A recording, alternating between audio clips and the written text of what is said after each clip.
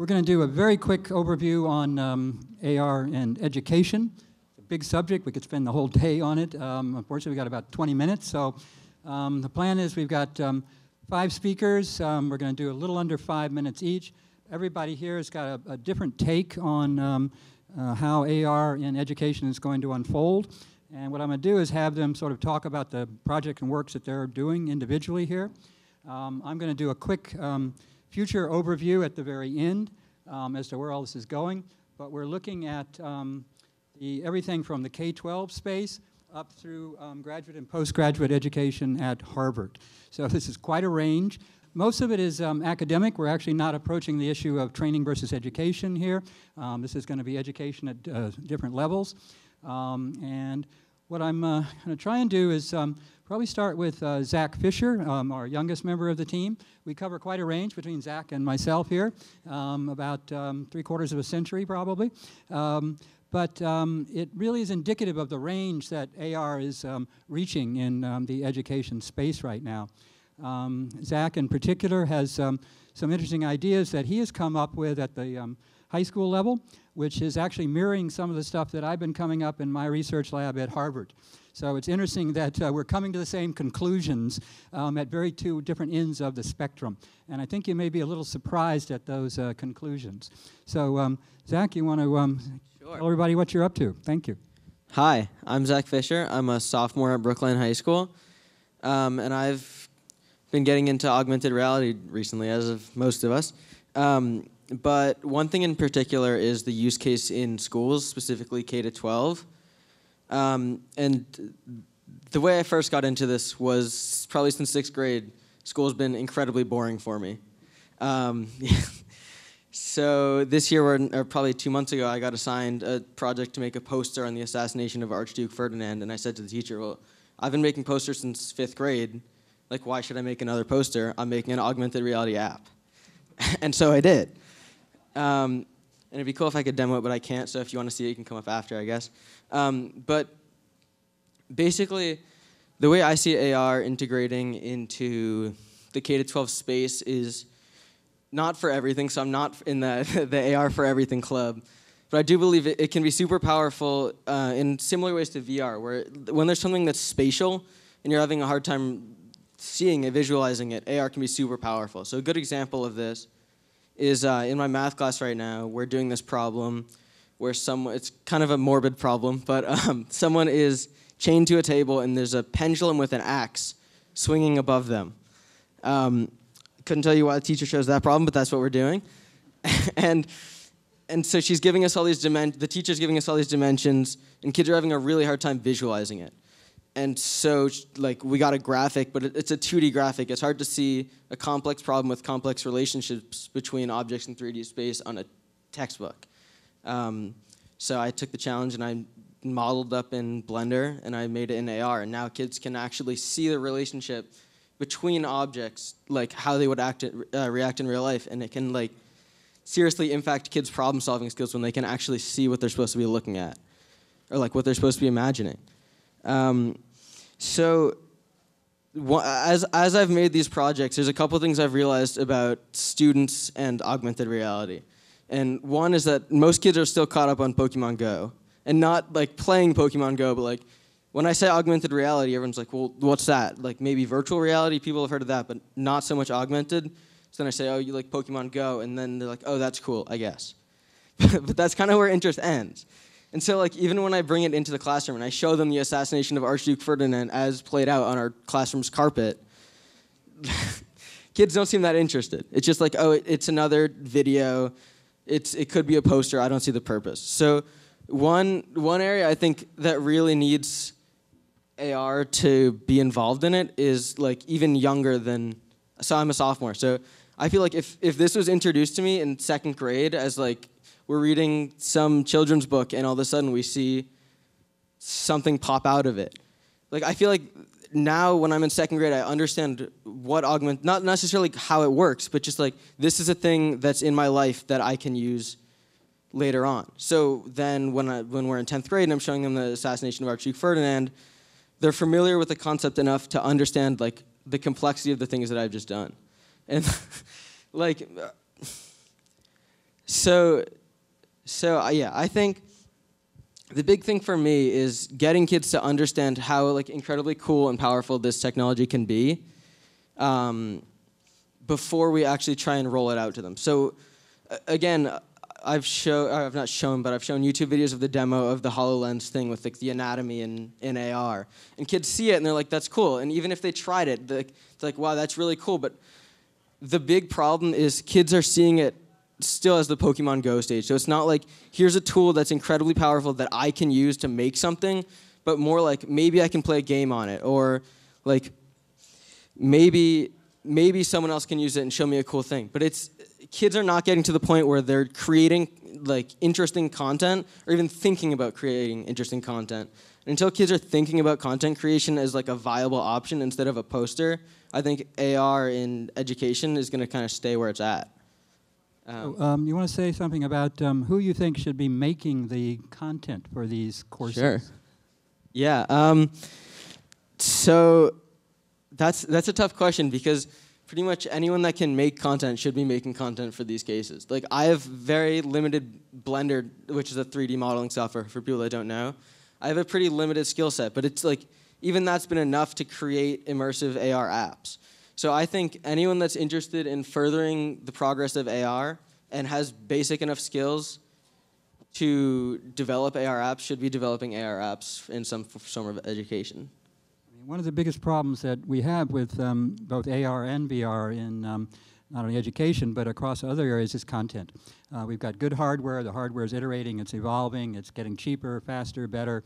But where's the content come from? Who's going to make the content? If you look at the old educational model, you had content specialists. You had people who were set aside specifically to develop content, and it was then handed off to teachers for their use. Unfortunately, that model doesn't work very well if you're trying to produce a lot of software very quickly at a low cost.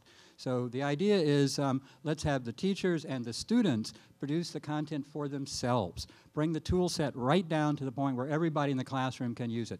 The teacher can use it to get their point across. The students can come back and do their projects, their reports, also in the same medium, which they develop themselves.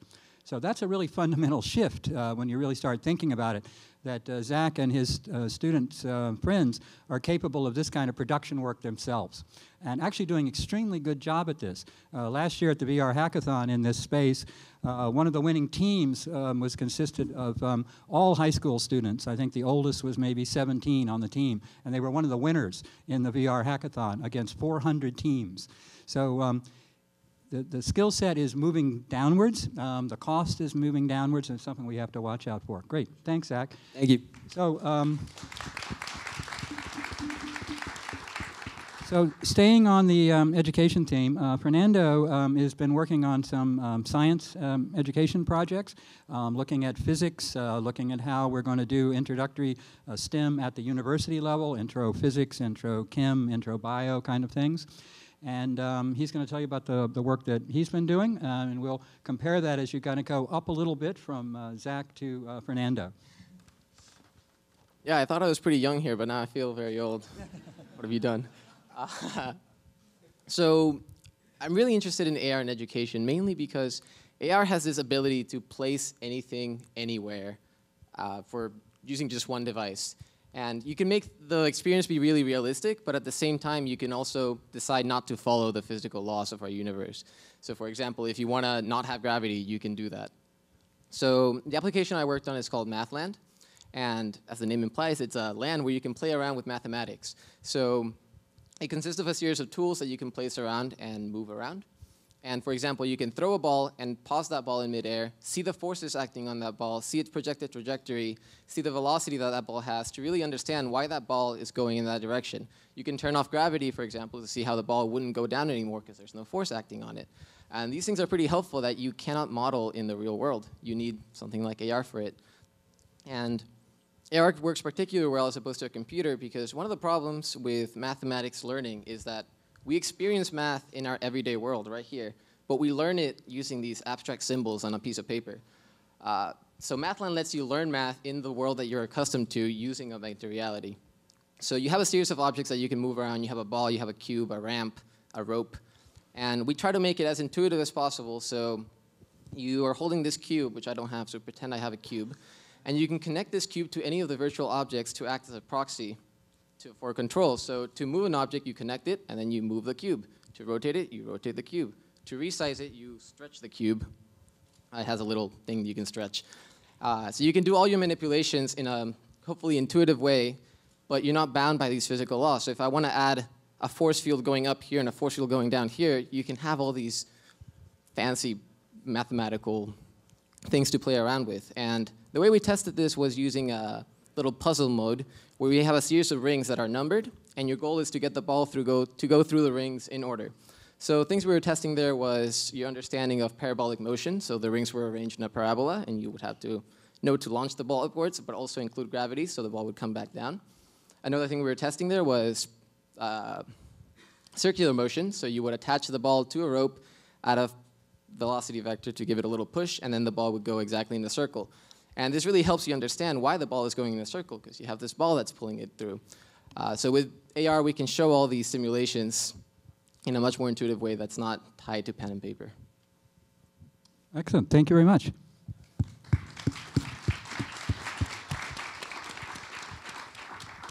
So now we're going to move on to Tian, who's a professional developer in the sort of K-12 space and has been developing for quite a bit of time for different kinds of applications. So she would be more the typical developer that you would see in terms of how this whole sort of educational process would unfold. Someone with a lot of background expertise who would develop it and then hand it off to the teachers and the classes. So we'll let Tian talk a little bit about her perspective on this and how that adds to what you've heard up to now. Yes, hello again. My name is Tian Edwards, and I come from the Educational Gaming Environments Group, or EDGE at Turk. Turk is a not-for-profit STEM education company here in Cambridge, Massachusetts. And for over 50 years, it's been designing science education materials, math education materials, et cetera. We're relatively newcomers to the AR field, only in the last couple of years. I don't claim to be any kind of expertise in that area. But I've been doing technology in education for a very, very long time. And what does it take to really be bringing technology, especially new technologies, into the classroom in a way that is impactful, in a way that works for the teachers, in a way that actually works for the students. This isn't the issue of, ooh, is it going to help address my standards and do okay on the standardized tests that they're getting measured on. That's an issue that comes up, but that's not really the point. The point is, where are the teachers at? You have to meet them where they're at to help them take to the next step. Where are the students at? Which may be a very, very different place than where the teachers are at, and how do you meet them? So it's an issue of return on investment, making sure that what you are doing with AR actually really is an augmentation, is something that the teachers can't do in a different way. You know, offering the students something that they can't experience in a different way. So one of the main things that we're working on right now is how do we be using technology to be helping kids get outdoors more often. And one of our programs called STEMlandia was using geocaching type technology to be getting people outside, exploring, going to different locations. And we're envisioning ways where AR, as it gets better and better at actually working outdoors in sunlight and so on, can continue to enhance that experience. It's not, you don't want to take away from the experience of walking through that garden, of walking through that woods, of looking at that flower. Instead, you want to be finding ways to be enhancing it and helping kids ask questions, helping teachers get the kids excited about something new or something different. And you have to do it in a way that isn't the bells and whistles of the AR experience. What really is the added value?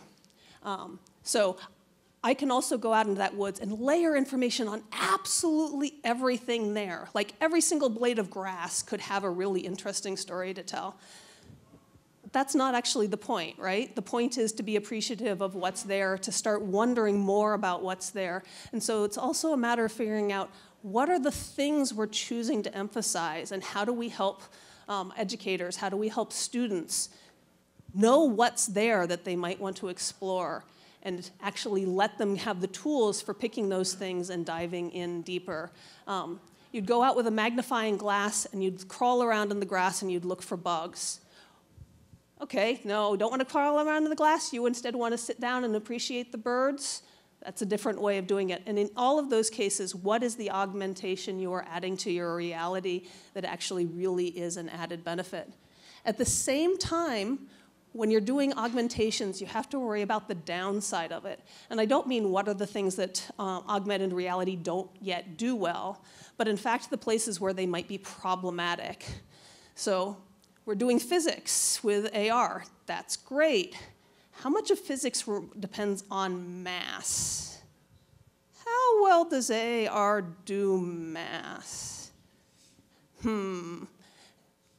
What are the ways that we work around this? But what do we also have to know and understand about what might be problematic, where we might actually be making something harder for a kid to learn because of using an addition? So I'm incredibly passionate about what AR can do for education. I think it's going to be transformative, but at the same time, both with the reality on the ground in those classrooms, and also knowing from research that every time we bring in interventions, they have the potential for it to fail, and that they have the potential to actually not do what we intended them to do.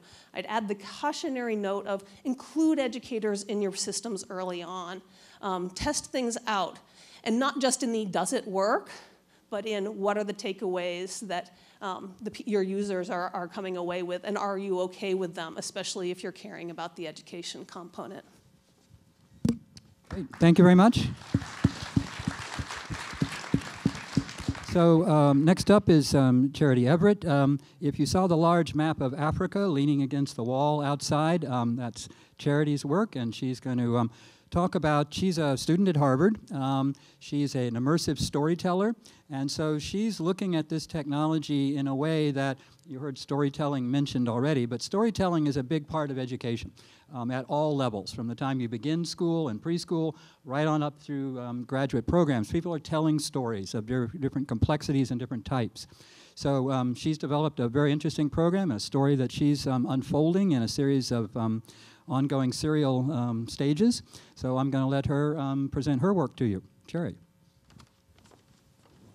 Hello. Thank you, Russ. So the project that I'm working on is called Go Back, Fetch It, and it's telling the story of humanity from the beginning leading up until now. It's mythologizing the story, and you're following a mythical heroine named Eve as she moves forward through time through milestones of human development. So in a lot of ways, she's definitely an archetype.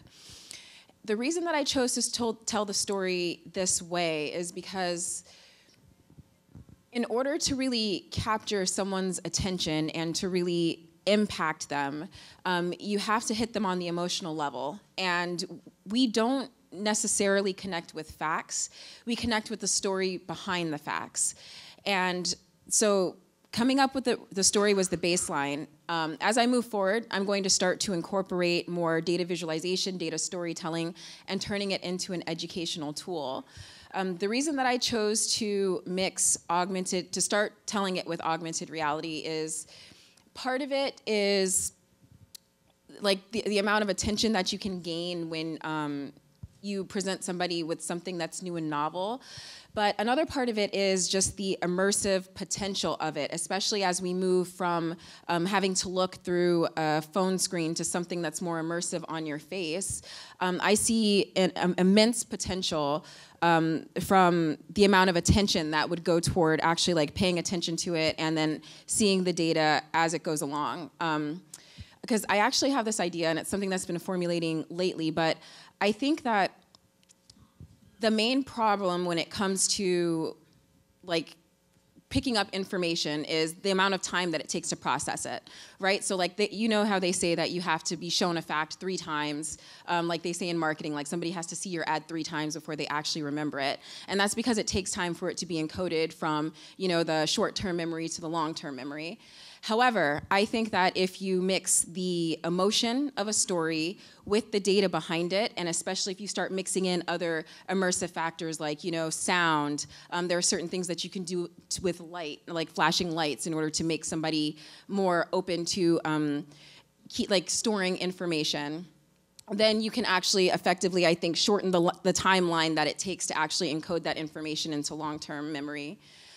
Aside from that, I'm also interested in augmented reality as it pertains to education and bridging the gap between people who might not see themselves as technologists. I think that if you can reach them and show them that like this is an accessible way to express yourself and to start creating, and maybe if you start it with something that's simple where you might not necessarily have to code, but you're still working with a new and novel technology, like naturally you're going to want to push it further and further and further until these people are possibly becoming the coders of tomorrow and actually like physically creating the world that we're going to live our lives inside of. And I think that that's something that's extremely important at this point in time, just before this technology is starting to take off, because as augmented reality becomes our lived reality, I think it's really important that we get as many people, especially unexpected populations, in laying the groundwork, because a lot of times this is where a lot of the creative expression comes from and a lot of the richness that we live our lives inside of. Like, if you think about it, like everything about our lives is really art, right? Like even like this graphic we're looking at, like, like sure it's information, but like the way it looks is art. Our clothes are art. Like, a user interface, the reason that it works well is because it's art. Like if you look at Apple products, like they are art. And if we don't get artists on board to start creating now, then the world that we're actually going to live in is going to be very bland and very dry and very clinical, and it's not going to have the essence of humanity inside of it. Excellent, thank you.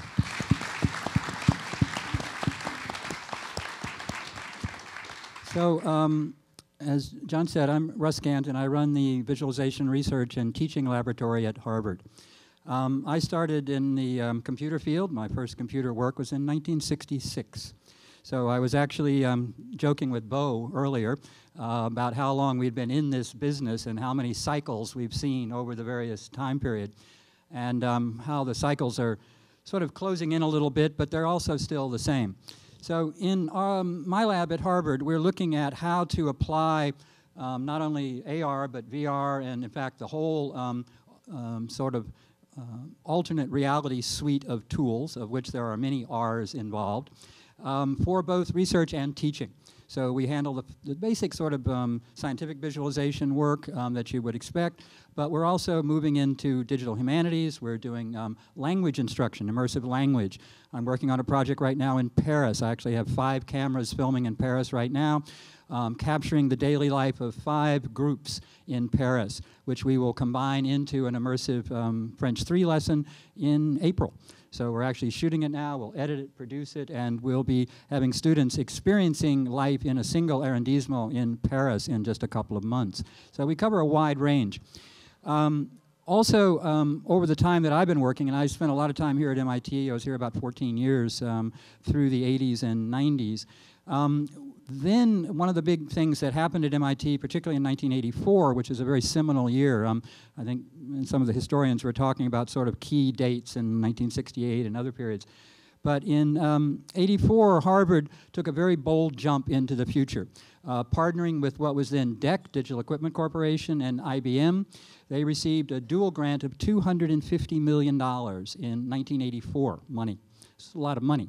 The idea was to dispense across the MIT campus 2,000 computers on the first thin client network, TCP/IP. All the various elements of networking at that period were to come together.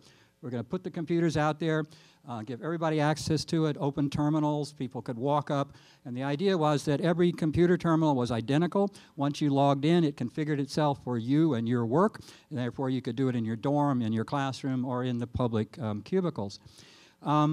This was quite a project. It went on for about 10 years, and it produced some really very interesting results.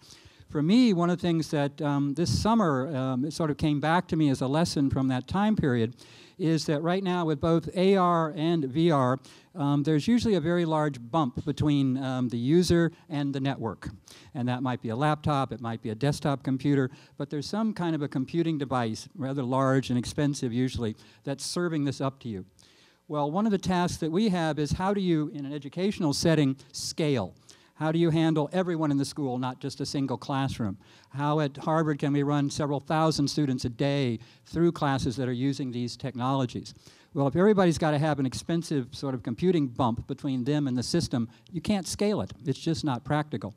So one of the things I did was go back and look at the lessons from the 80s with thin client systems, which is to say you had a terminal. That terminal was fairly dumb. It talked to a centralized server, those days mainframe, and it gave you a sort of a working system, but it wasn't very sort of robust. So everybody wanted to add more capabilities. Now we're sort of going in the opposite direction. And when you look at how AR and VR going forward in education and other areas, we're moving toward a new thin client system.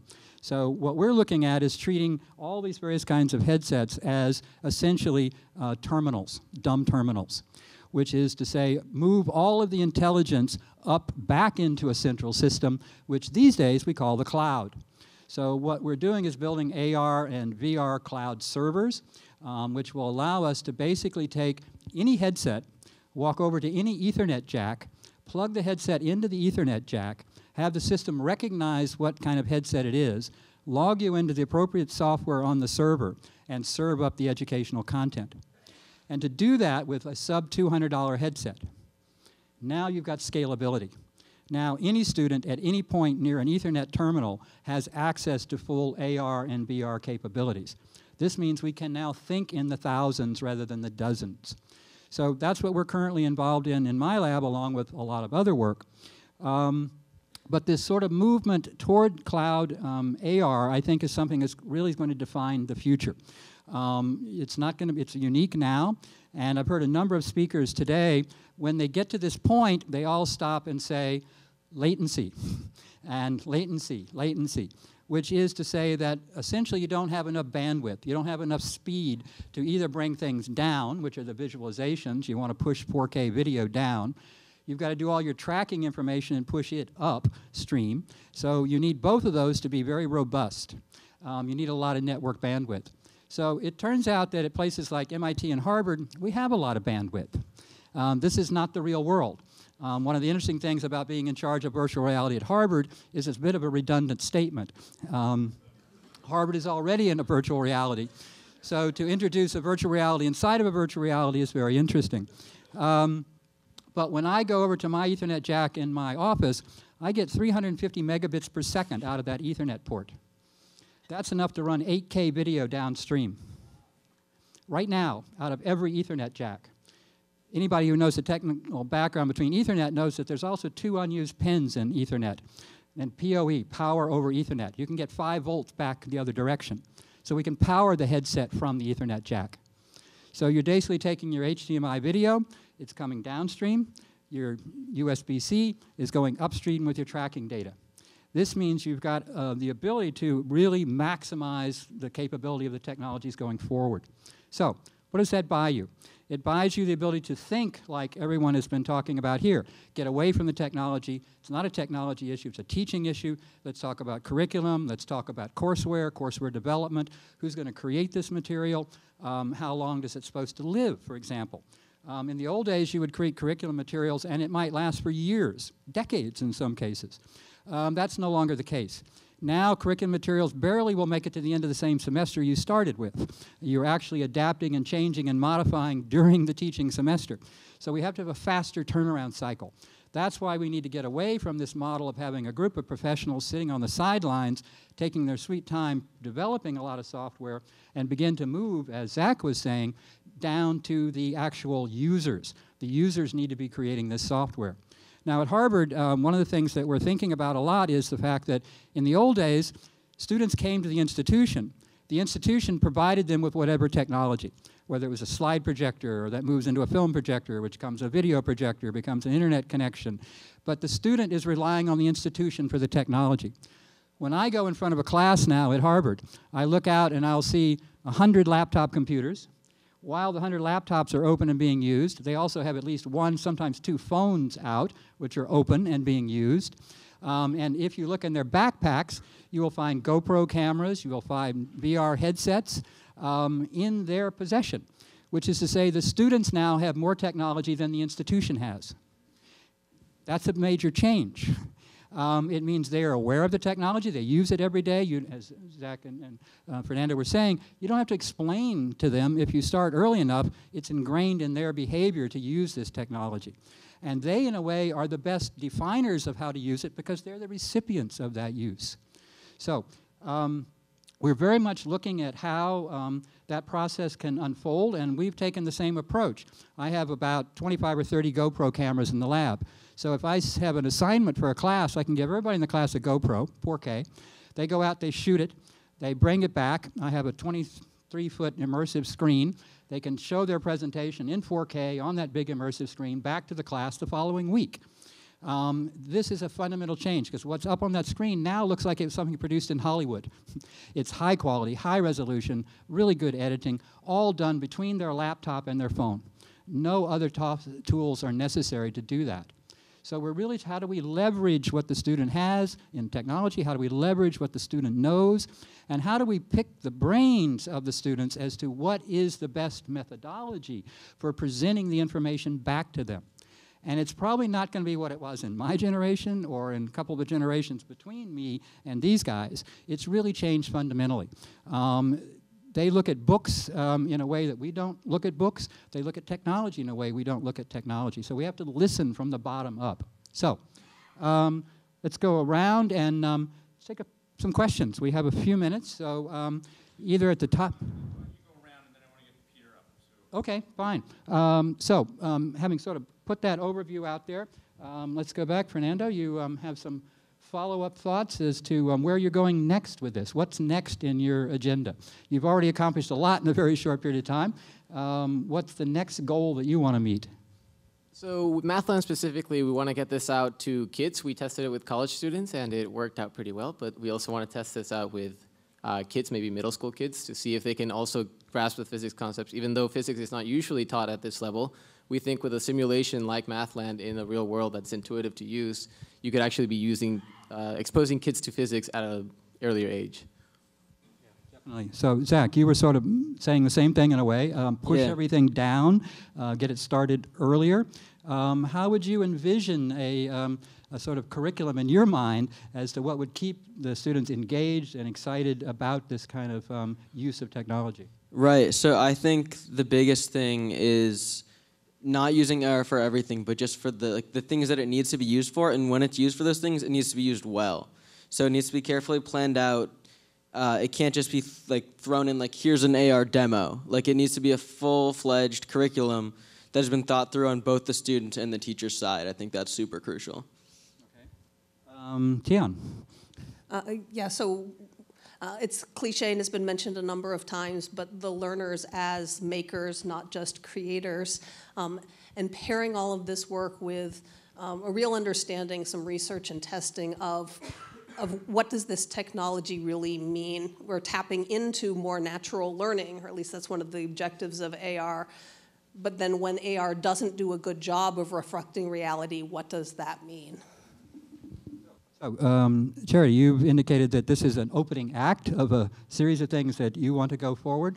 Do you see staying with augmented, adding virtual, other technologies to it? Because obviously the story is what matters the most, and you want the thing which amplifies your story the most. So what are you thinking going forward? I think that in order to reach a wide range of people, the story is important, but also the mechanism through which they view the story is also important. And I have some ideas on how we could improve that and make it more accessible as well. Aside from that, moving forward, I'd like to actually start partnering with different community organizations and working with local communities about actually building murals, augmented reality murals that expand on the concept of what it is for them to be human, that are specific to their neighborhoods so that they can become more fluent and feel empowered to use the technology. All right, I'd be remiss if I didn't say something about how AR is being dealt with in education around the world, outside the US. Because it is actually being dealt with differently. And in fact, the single largest player in this space is China. What's happening today in China in both AR and VR is quite remarkable. It's something, and it's a very large country. They have a lot of technology. Basically, everything you own in terms of technology probably was made in China, which means that they have a cost advantage on their side to acquiring both first and relatively inexpensively. But they all have a centralized structure as well. So this past summer, what is called a red letter document went out from the highest orders of the Communist Party in China regarding the future of education in China. And what they said was basically we've looked at what the possible future is. It is technology augmented education, and we are going to not only recommend or insist, but we are going to require the entire educational system in China to do the following things. And this basically means that they are looking at almost 1,000 colleges, 10 to 15,000 high schools, which will implement AR and VR in their curriculum this coming year in 2018. That's a massive scale deployment. And to back that up, they have created a consortium of AR and VR companies, over 100 companies in China, who have been broken up into what the Japanese think of as like a keiretsu, or a group who are working on things that they specialize in. So they've divided up the content development, the hardware development, the networking, et cetera, amongst the appropriate companies so that they can achieve this goal and do it quite quickly. So this is going to drive everybody else in the world crazy because they're going to move so quickly in defining this as being a requirement for education that it's something we have to study and look at. However, what I've discovered from working with a number of them is that they actually end up running up against the same major barrier that we do, which is content. It's one thing to require people to do it. You can provide them with the hardware, the equipment, the working spaces, the knowledge. Where's the curriculum content coming from? Even in a state-sponsored centralized system, it's difficult to come up with an entirely new curriculum that supports and is supported by this kind of technology. So there's this great petri dish, as it were, on the other side of the Pacific that we need to be watching very closely as to what happens. They are also looking at us very quickly and sort of looking for how we are dealing with content development. So this notion of bottom-up development is quite new to them. Everything in their world is top-down. So this is quite a revolutionary notion of the learner as creator, the learner as maker, and to acknowledge that this generation, which is coming up now, is actually better equipped to solve this problem than we are. Even after the some 40-odd years that I've been doing this, when I get around some of the young hacking teams and I see the way they're thinking about this stuff and the fluidity of their thinking, I go, this is just not what it used to be. This is an entirely different way of looking at this. So let's give the capability to the users. Let's empower them. Let's give them the ability to tell us the best way to give them a proper education.